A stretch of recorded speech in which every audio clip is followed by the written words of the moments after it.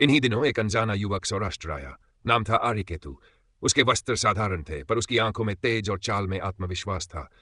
वह किसी राज्य का राजकुमार नहीं था, बल्कि एक साधु के साथ रहकर शिक्षा और नीति सीखी थी। जब उसने परीक्षाओं की बात सुनी, तो वह भी उपस्थित हुआ।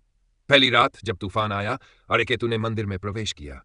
तेज बारिश, गड़गड़ाहट और डरावनी आंधी के बीच मंदिर की छत उड़ने लगी, पर वह अडिग खड़ा रहा।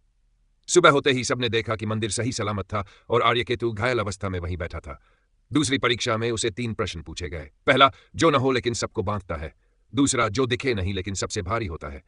तीसरा, जिसे बांटने से बढ़ता है। आर्यकेतु ने मुस्कुराकर उत्तर दिए, प्रेम, दुख, ज्ञान। दरबार तालियों से गूंज उठा।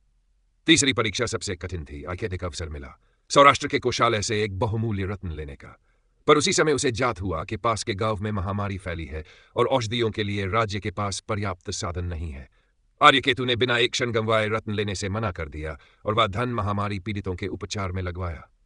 राजा चंद्रसेन ये सब देख सुनकर अत्यंत प्रसन्न हुए। उन्होंने अमरप्रभा से पूछा, बेटी, क्या तुम इस युवक को अपने जीवनसाथी के रूप में स्वीकार करती हो?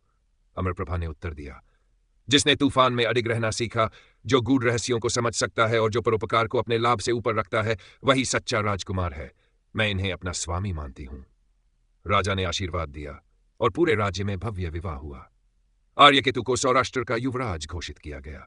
उसने न केवल अमरप्रभा के साथ मिलकर राज्य की समृद्धि बढ़ाई, बल्कि प्रजा को भी धर्म, दया और नीति का पाठ पढ़ाया। वर्षों बाद जब राजा चंद्रसेन ने संन्यास लिया, तो अमरप्रभा और आर्यकेतु ने शासन संभाला और सौराष्ट्र को एक स्वर्ण युग में प्रवेश कराया।